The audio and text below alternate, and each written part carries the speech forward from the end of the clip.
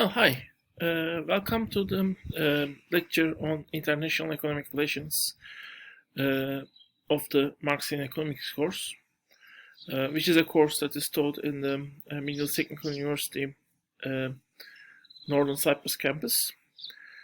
Uh, well, in this part, we will see kind of the way international relations is studied and also main model of international economics, which is also at the main model of the of different schools, not only Marxian school, but also the small Marxian school that also responds. And as the last thing, the well, not the last thing, but the way Marxian economics responds to this model, we will also study that. And as the last thing, again, we will see a Marxian economics model on the international economics, which can be used to study international economics. Although we will also try to develop this model further to use it beyond its original use.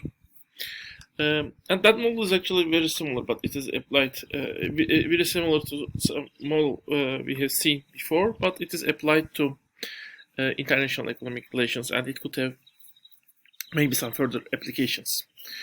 Well, international economics, although it is studied, of course, it is an important branch of the economics. Still, however, the core economic studies usually takes the nations separate, which means actually we look to the economics of a separate nation. It is done in so much integrated with economics, as you might know that in economics, usually we don't talk on the society or social decision-making process, social structure, social relations beyond market. Basically, we have individuals, and individuals act separately. Their interaction, economy-wise interaction at least, was through the market mechanism. Similarly, the states also interact through market mechanism, but we see states separately. The states have different macroeconomic variables, maybe some also microeconomic variables. An average where market is not as functioning, but we don't see world as an integrated economic system. This is so much again integrated with the economics that some economists say that we cannot talk on global poverty because we don't have globe, the whole world, as an integral one unit where we can talk on the global properties. Similarly, I mean, according to the same idea, you cannot talk on global debt or global, for example, unemployment rate, because the different parts of the globe is are independent from each other. And I should say that this was also the central Marxian approach up to 1950s. Actually, in early 20th century, maybe this approach was partially challenged, but later it has challenged even more seriously. So, to summarize everything, actually, this is what we can see in this part. Well, if you would study the international relations, you can take a country as your unit, and basically you can look the whole world, the rest of the world, from the perspective of that country. So how that country, the relations with that country is affecting your country will be your main concern, basically. How your country is affecting the rest of the world, or how it is the integral part of the global economic and even maybe social system. Is not what you are studying. You study your country as independent, and globe is affecting your main unit of study. A modified version of the first method is taking two countries and basically just let those two countries interact with each other and see how those two countries affect each other. And this second method is basically what we will use, because that has its benefits, because you can choose different two countries with different characteristics, and in that sense, actually, you can at least partially see how different countries with different characteristics benefit or lose from the international economic relations. Well, A second way is, a complete second way, is taking the whole world as a single system. And this second way is done by a school in Marxian economics, although some people think it's an independent school. It is certainly pushing Marxian economics concept to a further state. In that sense, actually, it is not. It takes a lot from Marxian economics, but it doesn't limit itself with Marxian economics. So that's why some people think it might be taught as a separate school.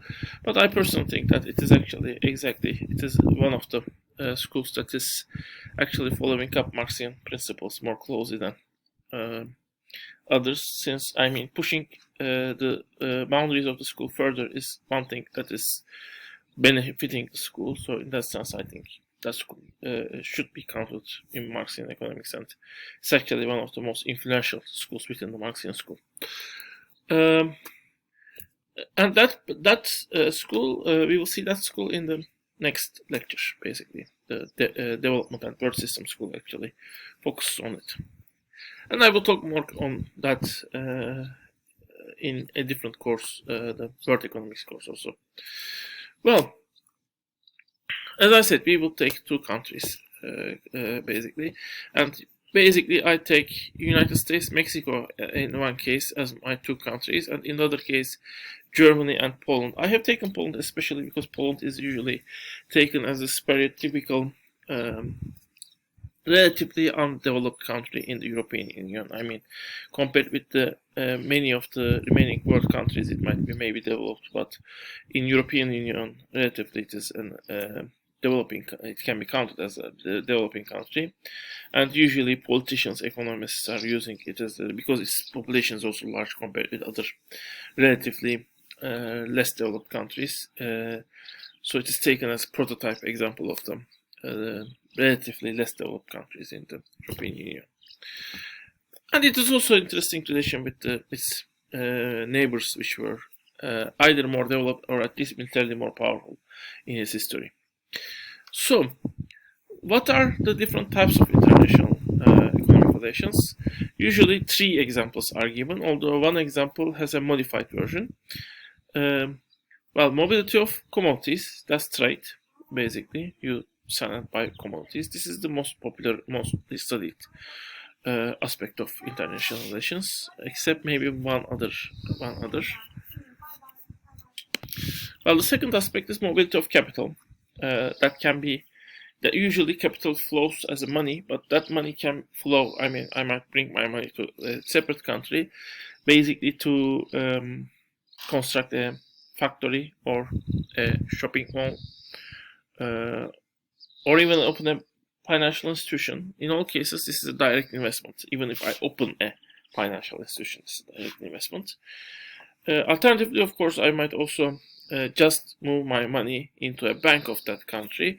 In that case, I'm just moving my financial capital, but I'm not investing that financial capital. This is called portfolio investment, actually.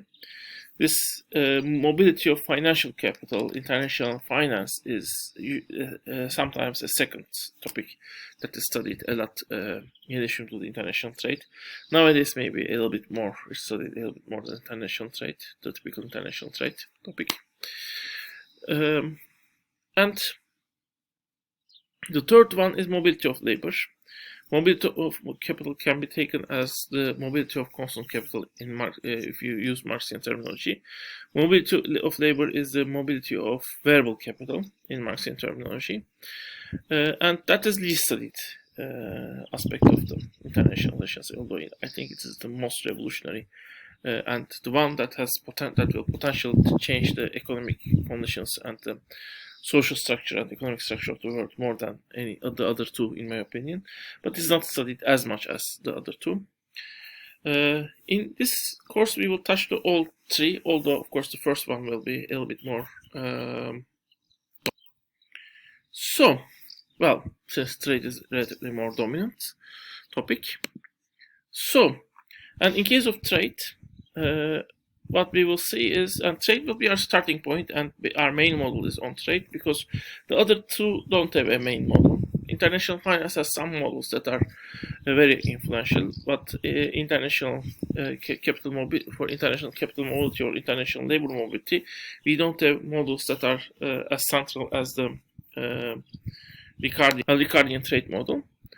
So, what is Ricardian trade model? It is actually created by Ricardo, which we have seen in the beginning parts of this course. It is actually aiming to show that international trade benefit both countries that are participating in it, and it can potentially benefit both countries participating in it. But if it is free, it should also benefit both countries that are participating in. It takes whole country as one unit, and that would be one critique. And it doesn't have also time dimension, so it doesn't study how the trade will affect the country in future. So this the model has typically two countries, and those two countries might be each specialized better off in production of one particular good, which means they can produce that good with relatively less resources, which usually Ricardo uses labor. The same amount of units can be used in that country for one commodity with less resources, and the other country has a similar advantage for the other commodity. But Ricardian model is also applied for the cases where one country is advantageous in both of the goods. I mean, in that case, that country is able to produce both goods more efficiently with less resources. Still, the trade will benefit both countries. So let me show you both cases. Let's say we have two countries, Mexico and United States. These are our original two countries.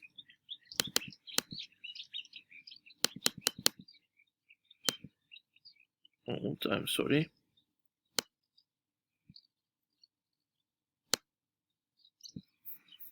Okay. Mexico and USA.